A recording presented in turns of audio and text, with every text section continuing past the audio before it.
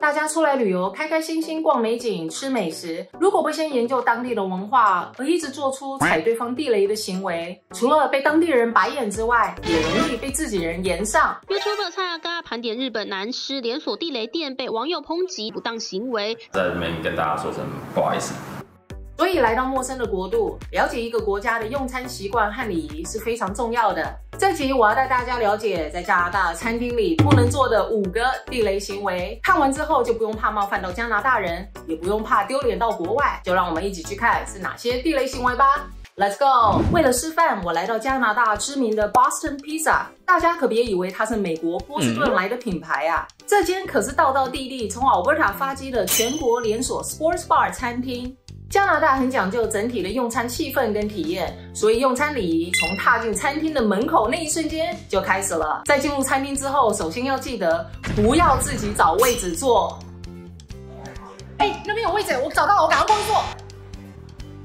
礼貌的方式是走到柜台前，等着带位人员主动与你交谈。加拿大的餐厅都会有带位人员在门口招呼你，会问你有无需要儿童菜单、倾向坐室内还是露台等等的客制问题，再带领你到适合的座位。这也是给客人用餐体验的第一个步骤。如果你不喜欢被带到的座位，其实是可以改换到另一桌，可以礼貌的提出来问可不可以，这方面是没有什么问题的。在加拿大餐厅，员工的职位都划分得很清楚，带位人员带你到桌子就定位之后，就会有专属的服务生过来。服务品质是用餐体验里面非常重要的一个环节，为了让客人能够受到尊重，服务生会随时随地观察你的需求，看你是否准备好要点餐，是否需要再添加水等等。体贴跟亲切的服务是每个服务生的基本功，所以在加拿大的餐厅里面，千万不要乱叫服务生。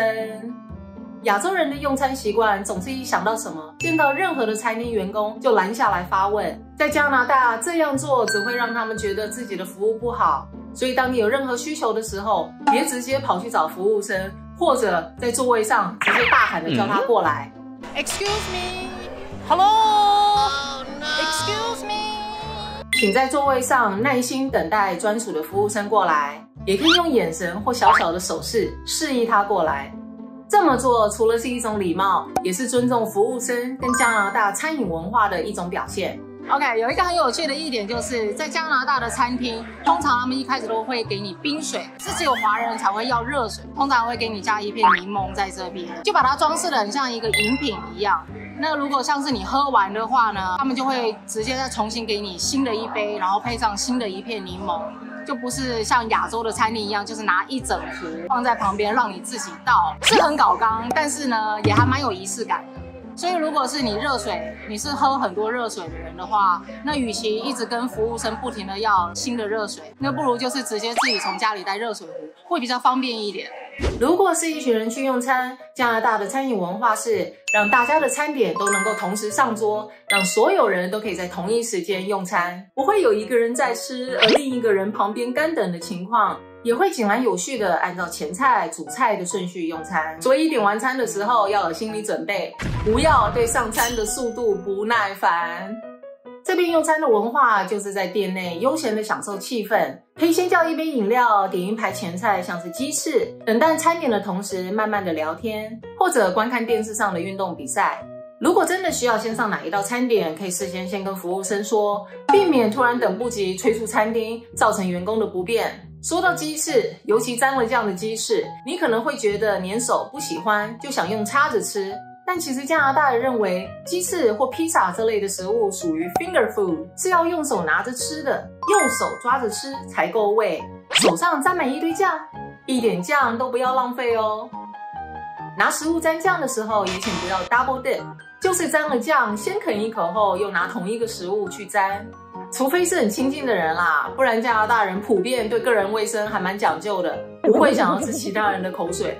正确做法是把酱倒在自己盘子里再沾，就可避免被加拿大人白眼。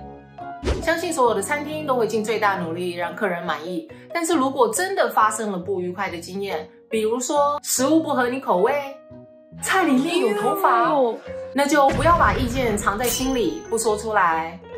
这个主要是站在客人的立场说的，就是现在荧幕前的大家遇到不喜欢的服务或食物，如果只是忍着，没有告诉店家哪个地方做错，又或者是用人家听不懂的语言批评，别骂没关系啊，这个人听不懂啊。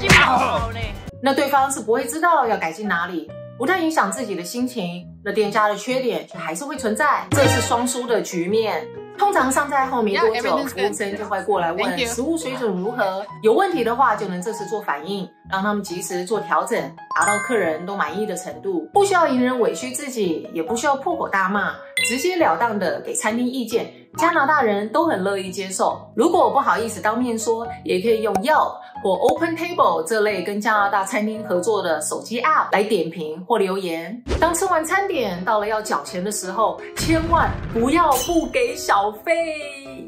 不给小费或者是给很少的小费，绝对是在加拿大餐厅用餐的最大地雷。北美的小费文化，大家就算没经历过，也应该听说过。这是一个非常不成文，但又是全民默契的一个规定。来到加拿大消费要给多少小费，应该一堆人都有问号过。其实没有一定的标准，但这里我来给大家简单的举例。以这边的华人餐厅来说，一般都会给到10%，洋人餐厅低标15%，高级一点的餐厅大概20到25%。看食物品质或服务水准，可以斟酌给多一点或少一点。许多在加拿大餐厅工作的服务生都是拿着最低薪资，得要靠着小费才能勉强在主要的城市养家糊口。于是他们想方设法提供最好的服务给客人，就是为了博得客人的欢心，让他们多给小费。给很少的小费，甚至是不给小费，不但不尊重加拿大的用餐文化，也会让服务生觉得这是对他们的一种侮辱，这是明显的超级大地雷。还有一点要注意，加拿大是个万税万税万万税的国家，什么都要税。通常在餐厅吃饭也会加上5% 的税，付小费的时候别把这5% 也给算进去，否则你是多给了。可以看账单上的 subtotal 那一栏，那是税前的消费金额，请用这个数字计算该给的小费。如果是用信用卡付账，机器都会预设一些小费的百分比跟数字，这些其实都是含税后的计算。这个时候请点选其他选项，然后手动输入想要给的小费金额。所以这就是在加拿大用餐的5个地雷行为：自己找位置坐、乱叫服务生、等不及用餐、有问题不当下表达出来，以及不给小费。所谓入境随俗，尊重一个地方的文化是基本的礼仪表现。希望大家看完影片之后，能够更了解加拿大的用餐文化。喜欢这集影片就请按赞、订阅、留言，还有打开小铃铛。下一集再带着大家一起探索加拿大，拜。